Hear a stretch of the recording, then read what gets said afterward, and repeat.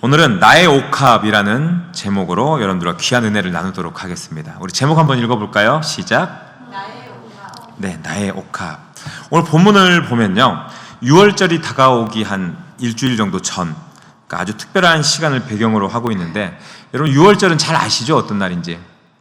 우리 하윤이 알아요? 6월절? 엄마한테 물어보고 있는 거예요. 우리 6월절이 이스라엘 백성이 어때요? 애굽에서 노예 생활에서 해방된 것을 기념하는 그런 날이죠. 네, 다들 잘 아실 겁니다. 그러나 지금 성경의 배경이 되는 시점은요, 예루살렘에는 6월절 어린 양이셨던 예수님께서 십자가의 길을 향해서 나아가고 있는 그런 모습을 이 안에 보여주고 있습니다. 그 전인 상황인 거죠. 그러니까 한마디로 말해서 온 인류의 구속이 완성될 인류 역사의 전환점이 바로 눈앞에 있었던 그런 시간이었죠. 그런데 그런 긴박한 순간 속에서 예수님께서는 자신을 죽이려는 이 대제사장들과 또 그들의 감시를 피해서 한동안 다른 장소, 에브라임이라는 다른 장소에 좀 피해서 머물러 계셨다가 이제 예루살렘의 근처의 작은 마을, 어디죠? 베다니라고 하는 마을로 오셨어요. 여러분들, 베다니라고 하는 이 지역에 의미가 있어요. 그 이름의 뜻이 뭐냐면요, 가난한 자들의 집이라는 뜻을 가지고 있습니다. 가난한 자들의 집. 그러니까 이 말은 가난하고 또 소박한 마을에 만왕의 왕이신 예수님께서 찾아가셨다, 그런 의미가 되는 것이죠. 여러분, 우리가 알고 있는 예수님의 모습 어떻습니까? 예수님 하면 어떤 모습이 상상이 되세요? 좀 부유하고 화려하고 좀 잘 사는 사람들 위주로 찾아가시는 분이 예수님이신가요? 그죠? 아니죠. 예수님은 가난한 자들, 마음이 힘든 사람들, 육신이 고통받고 삶의 문제로 괴로운 그런 자들과 함께 하시는 분이 우리 주님 아니십니까? 맞죠? 예수님은 일부러 낮은 자리를 찾아가시고 또 외로운 자들의 집을 찾아가는 그런 분이셨습니다. 그래서 오늘 본문을 그런 관점에서 바라본다면은 예수님의 사랑이 오늘 말씀의 배경 위에 어떻게 보면 고요히 흐르고 있다라는 것을 발견할 수가 있을 것입니다. 예전에 그런 일이 있었대요. 한 시골 마을에 작은 교회가 있었는데, 시골 교회라고 하면은 어떻겠습니까? 그죠? 사람들도 많이 다니지 않겠고, 건물도 오래되고 낡았고, 또 겨울이면 찬바람도 많이 들어오고, 의자도 좀 앉으면은 삐걱삐걱 소리도 나고, 그죠? 그런 낡은 교회 예배당이 생각이 나지 않습니까? 사람들이 많이 드나들지 않은 그런 교회였다고 하는데요. 그런데 어느 날 대도시에서 한 청년이 그 마을을 들렸다가 이제 주일 예배를 드리기 위해서 그 작은 교회에 들렸다고 해요. 그런데 보니까 이제 눈에 보이는 모습들만 보고 이야기를 하는 거죠. 그곳에 계시는 한 권사님에게, 권사님, 교회가 좀 낡고 허름한 듯 하네요. 그쵸? 약간 이런 모습이면은 교회에 찾아오시는 분들이 좀 적지 않을까요? 라고 이야기를 했대요. 그랬더니 그 권사님께서 미소를 지으면서, 그러게요, 우리 교회는 낡고 가난합니다. 하지만 주님이 이곳에 함께 계시니까 저희 교회는 어떠한 교회보다도 가장 부자인 교회고, 저는 그런 부자인 교회를 다니고 있답니다. 라고 이렇게 대답을 해줬다라고 해요. 여러분, 겉으로는요, 작고 가난해 보이지만 예수님이 함께 하시는 그 집이 바로 참된 베다니라고 할 수가 있는 것입니다. 오늘 우리의 예배의 자리가 또 이 작은 드림교회가 주님이 임재하시는 가난한 자들의 집, 그러나 가장 부요한 하나님이 되기를 소망합니다. 아멘. 아멘 하세요, 하연이. 네, 이제 우리는 이 베다니의 잔치 자리에 두 인물을 만나게 됩니다. 이 성경을 보면요, 어떤 사건들을 우리가 맞닥뜨리게 되는데 두 명의 인물이 나타나요. 누구냐면요, 한 사람은 마리아라고 하는 인물이고요, 또 한 사람은 가룟 유다라고 하는 인물입니다. 이 두 사람이 오늘 본문에서 각자 다른 언행을 보여주거든요. 우리 오늘 이 두 사람이 보여준 행동을 살펴보면요, 어쩌면 오늘을 살아가는 우리들에게 좀 질문을 하고 있다라고 느껴집니다. 어떤 질문이냐? 나는 내 삶을 어떻게 주님께 드리고 있는가? 나는 내 삶을 어떻게 주님께 드리고 있는가라는 질문인데요. 오늘은 이 말씀을 통해서 그 질문 앞에 겸손히 서고 우리의 사랑과 헌신이 과연 어디로 향하는 삶을 살고 있는지 함께 좀 우리의 삶을 돌아보면서 주님이 주시는 귀한 은혜를 나누기를 주님의 이름으로 축복합니다. 네, 먼저 첫 번째로 우리는 내 삶을 어떻게 주님께 드리고 있는지 기억하기 위해서 우리의 계산기를 내려놓아야 하겠습니다. 우리 한번 읽어볼까요? 시작. 우리의 계산기를 내려놓아야 합니다. 네, 우리 계산기를 내려놓아야 합니다. 우리 말씀을 한번 읽어보겠습니다. 같이 읽어볼게요. 시작. 6월절 엿새 전에 예수께서 베다니에 이르시니 이곳은 예수께서 죽은 자 가운데서 살리신 나사로가 있는 곳이라. 거기서 예수를 위하여 잔치할세 마르다는 일을 하고 나사로는 예수와 함께 앉은 자 중에 있더라. 마리아는 지극히 비싼 향유 곧 순전한 나드 한 근을 가져다가 예수의 발에 붓고 자기 머리털로 그의 발을 닦으니 향유 냄새가 집에 가득하더라. 네, 본문을 이해하시겠죠? 어려운 본문이 아닙니다. 오늘 본문에서는 베다니의 한 잔치 자리에서 일어났던 어떤 감동적인 이야기들이 좀 나와요. 왜냐하면은 이 본문 전에 보면은 나사로가 죽음을 맞이했습니다. 근데 그 죽은 나사로를 살리신 예수님을 위해서 아마 잔치를 벌였던 모양이에요. 그런 잔치가 벌어지고 또 분위기가 한창 무르익었을 때 한 여인이 등장합니다. 누구입니까? 네, 마리아라고 이야기를 합니다. 마리아가 주저없이 예수님을 향해서 나아갔어요. 그리고 성경에서는 마리아의 손에 지극히 비싼 순전한 나드 향유 한 근이 들려 있었다고 이야기를 합니다. 그리고 그걸 어떻게 했다고 말하죠? 네, 그 향유를 예수님의 발에 부었다고 합니다. 그러고 나서 마리아는 자신의 머리털로 예수님의 발을 닦으며 주님 앞에 어떻게 보면은 최고의 예배, 또 향기로운 예배, 전심을 다하는 사랑의 마음을 가득 담은 그런 예배를 드린 것을 볼 수가 있습니다. 여러분, 이 당시 향유의 값을요, 추정한 금액이 300데나리온이라고 이야기를 해요. 가룟 유다가 300데나리온으로 바꾸지 않았느냐라고 이야기를 하면서 그 가격을 책정하는 것을 볼 수 있는데요. 그 정도면 어느 정도냐면요, 1년 연봉과 맞먹는다고 보시면 됩니다. 1년 연봉. 왜냐하면 성경시대에 하루 품삯이 1데나리온이었습니다. 1데나리온. 그러니까 마리아가 드린 향유가 어떻게 보면은 단순히 우리가 어디서 산 좀 비싼 괜찮은 향수 한 병 정도의 가치가 있는 것이 아니라 나의 1년의 어떤 노동력, 그러니까 내가 1년 동안 살아갈 수 있는 어떤 많은 가치를 드린 그런 것이라고 보면 될 것 같습니다. 어떻게 보면 그녀의 전 재산이었을 수도 있고요. 그렇죠? 그녀가 그것을 통해서 자신의 미래를 설계할 수도 있었을 것이고요. 그녀의 노후이기도 하고요. 그녀의 안전망이 될 수도 있었던 그런 것이 이 나드 한 근이었습니다. 근데 여러분, 마리아의 행동은요, 참 신기한 게 삶의 모든 계산이 멈추어져 있다라는 것을 우리가 그 안에서 알 수가 있습니다. 그렇지 않나요? 왜냐하면은 계산이 들어가면은 그 값비싼 향유를 어떻습니까? 어떻게 예수님의 머리도 아니고 발에 그렇게 낭비하면서 부을 수가 있겠습니까? 그렇죠? 우리는 아무리 좋은 사람이나 은혜를 갚을 사람이 생기더라도 어때요? 무언가를 선물하려고 하면은 어느 정도 가격을 책정합니다. 이 정도 드리면 괜찮을까? 이 정도 드리면 될까? 그죠? 내 형편에 맞게 그런 것들을 준비를 하고 계산을 하기 마련인데요. 근데 오늘 마리아는 그런 질문을 하지 않았습니다. 보면요. 왜냐하면 마리아는 오직 주님을 향한 사랑 때문에 어떻게 보면 우리가 생각하는 그 계산기를 내려놓았다라고 할 수 있는 것이죠. 그녀는 예수님께 자기가 가지고 있는 가장 소중한 것을 드렸고요. 또 그 사랑은 계산의 수치를 넘어서 어떻습니까? 정말 아름답고 또 귀한 예배가 되었던 것이죠. 그리고 좀 전에 마리아가 향유를 예수님의 머리가 아니라 발에 부었다라고 합니다. 당시에는 어때요? 귀한 손님을 대할 때 옛날에 이렇게 슬리퍼 같은 거 신고 다녔거든요. 그래서 먼지가 많이 쌓여서 발이 아니라 머리에 기름을 붓고 존경을 표했고, 발은 종들이 이제 그 발을 씻어주고 손님을 맞이할 때 했었던 그런 행위였습니다. 그러니까 마리아는 자신을 어떻게 보면 완전히 바닥에 납작 예수님 앞에 낮추었다는 그런 의미로도 비춰질 수가 있는 것이고요. 또 가장 낮고 천한 부분인 발에 향유를 부어서 자신이 풀어놓은 머리털로 닦았다고 하잖아요. 그건 또 무슨 이야기를 하냐면요, 유대 사회에서는 여인의 머리털이 어쩌면 가장 사적인 영역이었다고 합니다. 근데 마리아는 자신의 체면, 자신의 명예 이런 것들까지도 다 내려놓고 오직 한 분, 예수 그리스도께 집중했던 것을 볼 수가 있습니다.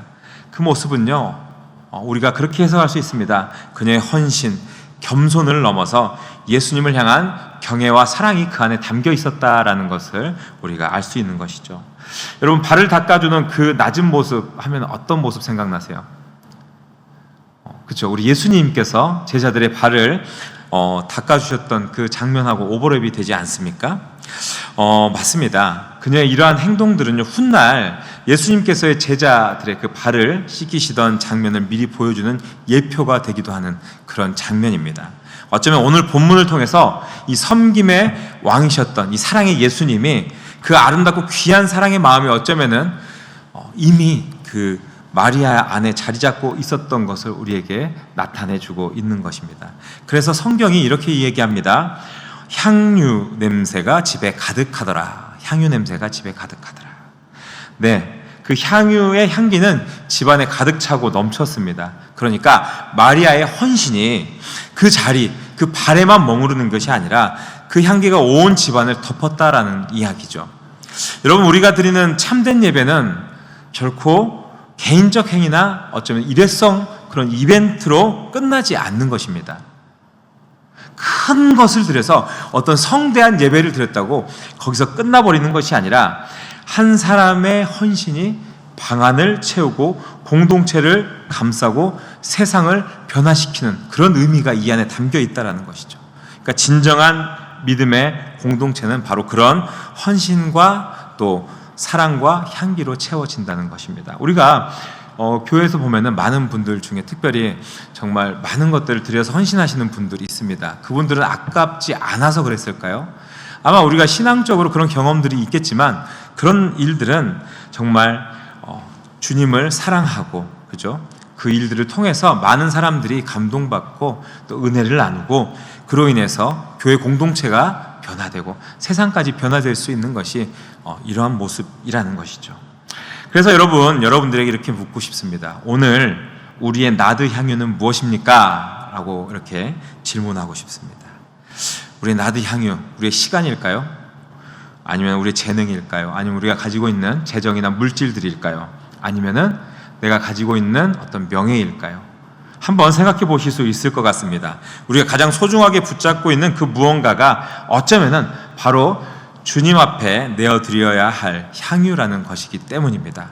오늘 본문에서 우리가 살펴보았던 마리아의 모습처럼 계산 없이 기뻐함으로 드리는 어떤 낭비하는 것과 같은 그런 낭비적인 사랑, 그 사랑이 어쩌면은 하나님이 가장 정말 기뻐 받으시는 예배라는 것을 여러분들 기억하시기를 바랍니다. 그래서 세상 사람들은 이야기해요. 이러한 모습들을 보고, 야, 그거 너무 낭비 아니야? 너무 비효율적이야. 지금은 그럴 때가 아니란 말이야 라고 이야기를 하기도 합니다. 그래서 그들은 예수 그리스도의 사랑을 실천하는 그리스도인들이 이해가 가지 않는 것이죠. 하지만 여러분 어떻습니까? 사랑은 계산합니까? 계산하지 않습니다. 사랑은 언제나 합리성과 그 이성을 넘어갑니다. 그래서 사랑은 자신을 내어주는 것이죠. 마리아는 그 사랑을 드렸고 사랑은 그 향기를 반드시 기억하게 될 수밖에 없는 것입니다. 여러분도 한번 연애할 때 한번 생각해 보십시오. 연애할 때 어땠나요? 뜨거운 사랑이 있을 때 너무 사랑하면 어떻습니까? 몇백 킬로미터의 거리가 떨어져 있어도 그 사랑을 막을 수가 없고 잠시 보기 위해서 그 몇백 킬로를 몇 시간을 달려서 만나고 또 몇 시간 안 보고 다시 헤어지고 하는 일들도 있지 않습니까? 이러한 수고와 또 희생과 경제적 허비도 결코 아깝다라는 생각이 들지 않습니다. 사랑하게 되면요. 맞죠? 네. 또한 제가 어느 기사를 봤는데 굉장히 오래된 기사예요. 우리가 세월호의 사건이 있었을 때 그곳에 있었던 선생님 한 분, 여러 선생님들이 계셨지만 그 선생님께서는 배가 가라앉는 순간에 자신의 구명조끼를 벗어주고 학생을 마지막까지 살아야 한다고 그렇게 외치면서 살으셨다고 해요. 근데 이 선생님은 어떻습니까? 자신의 이득, 자신의 생명 이런 것보다도 생명보다 귀한 제자를 위한 사랑을 택한 것이지 않겠습니까? 그러니까 어떻게 보면은 세상의 눈으로 봤을 때 100% 낭비처럼 보일 수 있는 상황들입니다. 자기 자신을 먼저 사랑해야 하니까요. 그렇지만 이 모습이 하늘의 눈으로 보면 가장 순수한 헌신의 모습이라고 할 수 있는 것이죠. 이렇듯 사랑은 계산을 초월하는 것입니다. 그래서 헌신은 낭비처럼 보일 때 어쩌면 가장 진실한 게 그 사랑입니다. 왜 저런 짓을 하지? 이해가 할 수 없네. 왜 저런 손해를 보는 거야? 라고 하는 그 헌신이 정말 진정한 사랑의 모습이다라고 우리는 알 수가 있는 것이죠. 마리아의 그 향유가 가득 그 집을 채웠던 것처럼 우리의 사랑과 또 우리의 예배 또 우리의 그 드림이 이 교회를 그리고 이 세대를 향기로 가득 채울 수 있다라는 사실을 기억하실 바라면서요. 여러분 이제 여러분들의 마음속에 머릿속에 가지고 계신 계산기가 있다면은 잠시 내려놓으시고 오직 주님을 향한 사랑으로 우리가 좀 더 베풀고 헌신하고 희생하고 또 그렇게 살아가면서 나아갈 수 있기를 주님의 이름으로 축복합니다. 아멘. 그래서 그렇게 살아갈 때 주님께서 우리의 삶을 더 향기롭게 하시고 그 향기 안에서 우리가 영원한 기쁨을 맛볼 수 있기를 다시 한번 축복합니다. 네, 두 번째입니다. 두 번째. 내 삶을 어떻게 주님께 드리고 있는지 기억하기 위해서는 우리는 보이지 않는 탐심을 버려야 합니다. 우리 한번 읽어보겠습니다. 시작. 우리는 보이지 않는 탐심을 버려야 합니다. 네, 우리는 보이지 않는 탐심을 버려야 하겠습니다. 우리 본문 또 한번 같이 읽어보겠습니다. 자, 12장 4절부터 6절까지의 말씀입니다. 시작.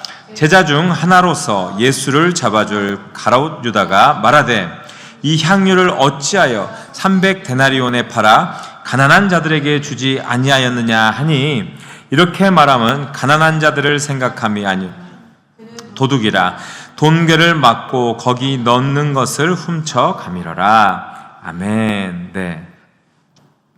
마리아의 아름다운 헌신은 그 자리에서 모두에게 감동이 되었을 것 같잖아요. 그죠? 근데 그 감동을 파삭 깹니다. 그죠? 파삭. 네, 바로 비난의 소리가 들렸습니다. 네. 그리고 그 비난의 중심에 누가 있습니까? 네, 또 다른 인물 가룟 유다가 있습니다. 가룟 유다가요 마리아의 행동에 대해서 이렇게 얘기해요. 야, 너는 왜 이 향유를 300데나리온에 팔아서 그것을 가난한 자들에게 나눠줬으면 더 의미 있는데 너는 왜 그렇게 하지 않고 그것을 그렇게 낭비하느냐라고 이야기를 해요. 어때요? 좀 정의롭고 선한 마음에서 나온 말처럼 들리십니까? 전 그렇게 들릴 수 있다라고도 생각을 하는데 오해하면 그럴 수 있습니다. 그렇죠? 겉으로는 매우 그럴듯합니다. 오늘날 사회 정의나 복지를 말하는 그런 논리처럼 들리잖아요. 그죠? 외형상으로는 굉장히 선의의 주장 같은 그런 논리입니다. 그런데 저는 그의 이 모습이 정말 꼴보기 싫더라고요. 성경을 묵상하다가 내용을 다 알아서 그런지 몰라도 아유, 이 간사한 놈 이거 정말 꼴보기 싫다. 성경을 보다가 저도 모르게 속으로 그렇게 욕을 했습니다. 어쨌든 인간적으로 싫었습니다. 하여튼 이 모습이요. 그런데 여러분 요한복음의 기록자도 그 이면을 너무 잘 알아서인지 몰라도 아주 가차없이 그 내용을 그렇게 드러내면서 이야기합니다. 뭐라 하냐면은 유다가 이런 말한 것은 가난한 자를 생각해서가 아니다라고 이야기를 하고 있어요. 그죠? 6절에서 바로 가룟 유다가 도둑이었고 돈주머니를 맡아 거기 든 것을 훔쳐가곤 했기 때문에 그의 말이 선의 주장이 아니었다라고 바로 이어서 이야기해 주는 것을 볼 수가 있습니다. 성격이 급하잖아요. 요한이 와 나는 이건 못 참겠다 하면서 그 이야기 바로 밑에 이놈은 나쁜 놈이야 라고 달아놓은 것이죠. 네. 사랑하는 여러분, 가룟 유다의 말은 겉으로는 어때요? 정의롭고 선한 말 같습니다. 자세히 들여다보면은 그런데 그 마음의 중심이 달라요. 딴 마음을 품고 겉으로는 또 다른 이야기를 이야기하는 거죠. 가룟 유다는 가난한 자를 이야기했습니다. 근데 실상은 가난한 자를 빌어서 어때요? 나 자신을 생각했던 거예요. 그러니까 가룟 유다는 윤리적인 말을 나타내고 그 뒤에는 자신의 욕심, 욕망, 탐심들이 가득했던 겁니다. 그러니까 정의로운 어떤 주장 뒤에 철저히 자신의 이익이 그 뒤에 숨어 있었다라는 거죠. 그는 예수님의 제자였고 누구보다 그 주님의 말씀을 가까이에서 들었습니다. 그러나 어떻습니까? 그의 눈은 예수님이 아니라 사람을 향했었고 그의 손에는 복음이 아니라 돈주머니를 들고 있었다라는 것입니다. 여러분, 바로 이 가룟 유다의 모습이 우리가 기억해야 할 전형적인 계산하는 그런 신앙의 모습이고, 그 계산적인 신앙의 치명적인 어떤 결과까지도 보여준다라는 것을 우리가 알 수가 있습니다.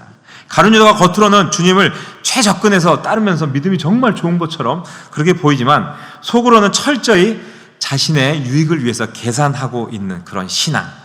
겉으로는 어때요? 교회에서 엄청 열심히 헌신하는 것 같아도 실은 자기 만족, 자기 유익, 칭찬받고 좀 드러내고 어떤 자기의 이득을 추구하는 마음, 어쩌면 이것이 가룟 유다의 병이라고 할 수가 있는 것이죠. 역사적으로 우리가 살펴보면요, 유다의 배신은 단순히 한 사람의 실수는 아니었어요. 왜냐하면은 그것은 거룩한 것과 세속적인 것들을 좀 섞으려는 그런 시도가 있었거든요. 그래서 하나님의 일을 자신의 욕심을 채우는 수단으로 삼는 그런 교활한 유혹들이 이 안에 숨어 있는 것이었습니다. 여러분, 사탄은 언제나 그런 아주 작은 균열, 틈을 노리고 그 틈을 파고듭니다. 그리고 분리하고, 그죠? 그러면서 스스로 가룟 유다가 그런 탐욕에 물들어서 무너져 내릴 수 있도록, 그래서 결국은 어떻게 됩니까? 은 30에 예수님을 팔아먹지 않습니까? 여러분, 잘 생각해 보면요, 어쩌면 우리 안에도 이런 유다의 그림자가 없지가 않아요. 없지가 않습니다. 아니라고 하지만 내가 이만큼 봉사했으니까 주님 나한테 이 정도는 해주시겠죠. 내가 헌금을 이만큼 드렸으니까, 내가 40일을 작정하고 기도했으니까, 내가 금식을 했으니까 주님 나한테 요만큼은 해주셔야 되는 거 아닙니까? 아니, 요만큼은 해주셔야 되는 거 아닙니까? 그렇잖아요. 내가 이만큼 기도했으면 나 응답받을 자격이 있습니다. 주님 응답해 주셔야지 왜 말씀을 안 하십니까? 그런 마음들이 우리 안에 있다라는 것이죠. 그런데 이런 계산은 어때요? 은혜의 믿음이 아니라 딜을 하는 거예요. 하나님하고 거래의 종교라는 것이죠. 우리가 성경보다 말씀보다 진리보다 세상의 이익과 인정에 더 관심을 두고 있다면은 우리의 신앙에도 보이지 않는 탐심이 자리하고 있다라는 것입니다. 우리는 모르고 아니라고 할 수 있지만 그러한 것들이 아주 조금은 들어있다라는 것이죠. 소설가 박완서 씨의 소설 중에 그만턴 싱어는 누가 다 먹었을까라는 소설이 있습니다. 아시나요? 네. 저희 사모님 잘 아신다고 고개를 끄덕끄덕 하시는데, 네, 공부 좀 하셨나 봐요.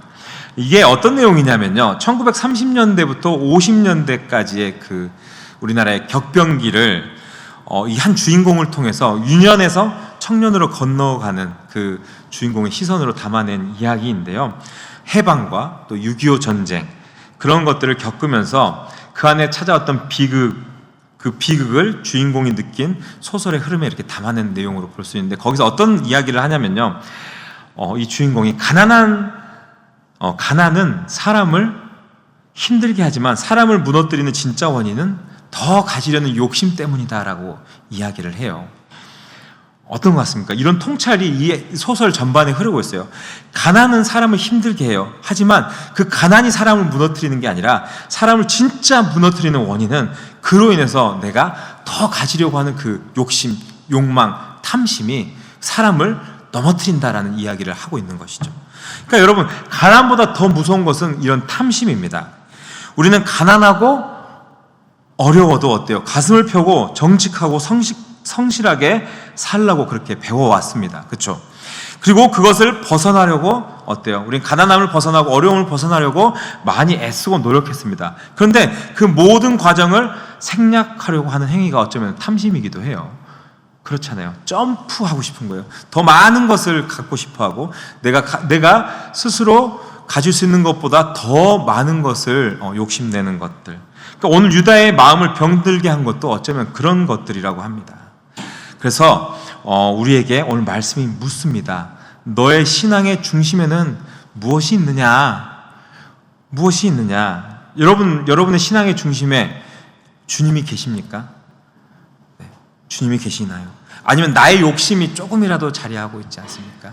주님을 통해서 내가 얻으려고 하는 것들, 주님을 통해서 내가 이뤄가려고 하는 것들, 겉으로 보이면 정말 거룩해 보이기도 하지만 속은 어떠한 욕심들이 꿈틀꿈틀 하고 있다면은 결국은 정말 그 신앙 무너질 수밖에 없다라는 것입니다.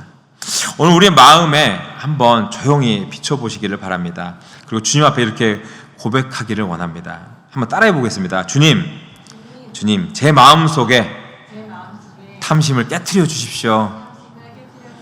제가 주님을 따르되 계산이 아니라 사랑으로 따르게 해주십시오. 네, 여러분, 우리가 그렇게 주님 의지하고 살아갈 때에 우리의 삶 속에서 정말 참된 자유가 나타나고요, 또 기쁨으로 진정한 신앙의 걸음을 걸어가면서 살아갈 수가 있을 것입니다. 그리고 그렇게 걸어가고 살아갈 때에 주님의 향기가 피어나는 그런 귀한 그리스도인으로서 존재하면서 살아가게 될 수 있음을 기억하시면서 이 말씀 붙들고 살아갈 수 있는 저와 여러분 되기를 주님의 이름으로 축복합니다. 네, 세 번째입니다. 세 번째로 내 삶을 어떻게 주님께 드리고 있는지 기억하기 위해서는 예수님이 우리 인생의 최우선이라는 사실을 기억해야 하겠습니다. 우리 다시 한번 읽어보겠습니다. 시작. 예수님이 우리 인생의 최우선입니다. 네, 너무 당연히 잘 알고 계시는 말씀이겠죠? 자, 우리 본문 한번 읽어보겠습니다. 시작.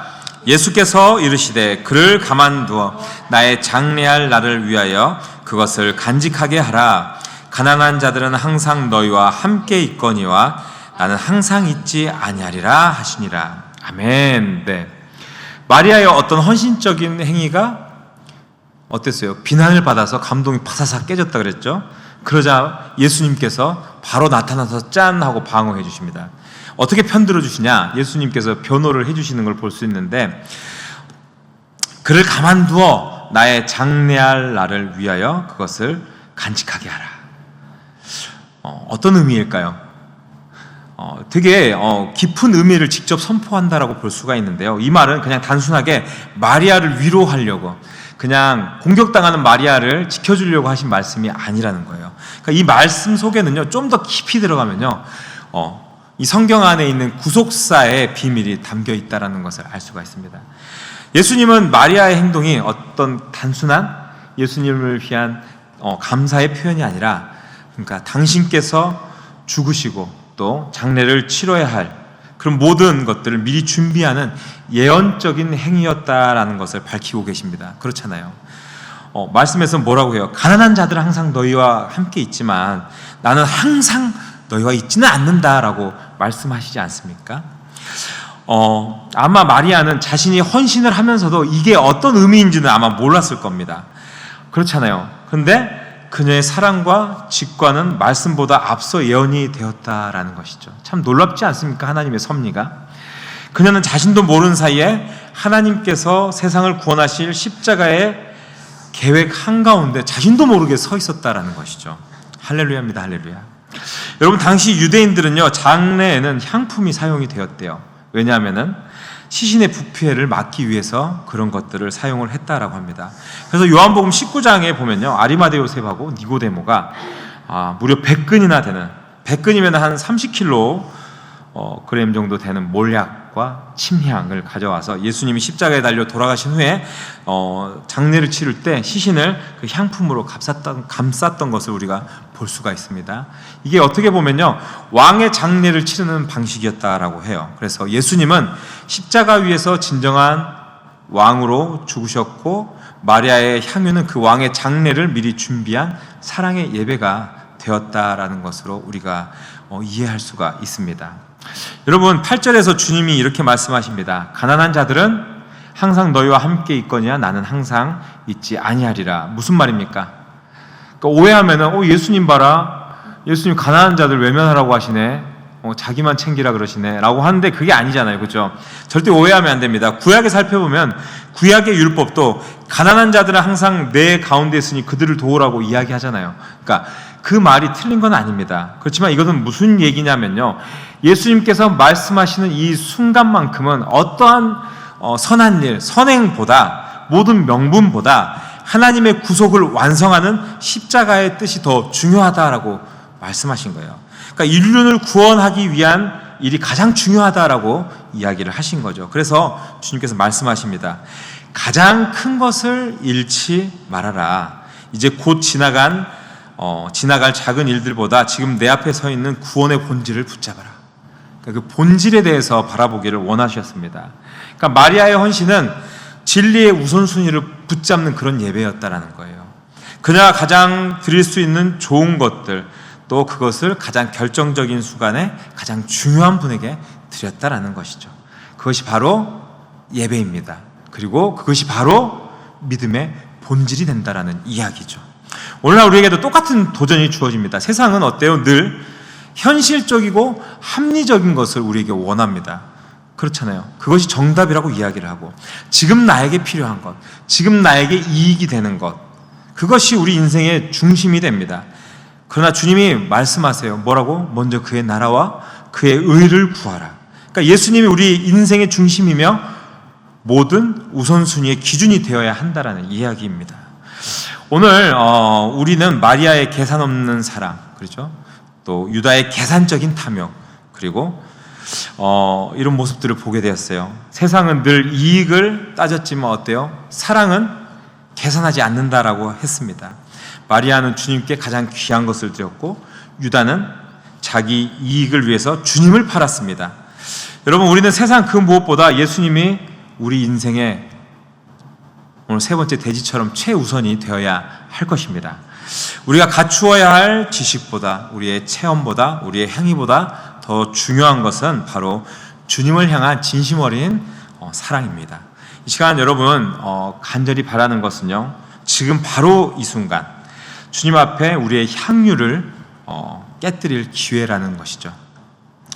한번 생각해 보십시오. 우리가 세상의 헛된 것들 붙잡지 말고 오직 예수님께 우리의 마음, 우리의 최선의 것들을 드리면서 우리의 삶을 복음의 향기로 가득 채워나갈 수 있기를 주님의 이름으로 축복합니다.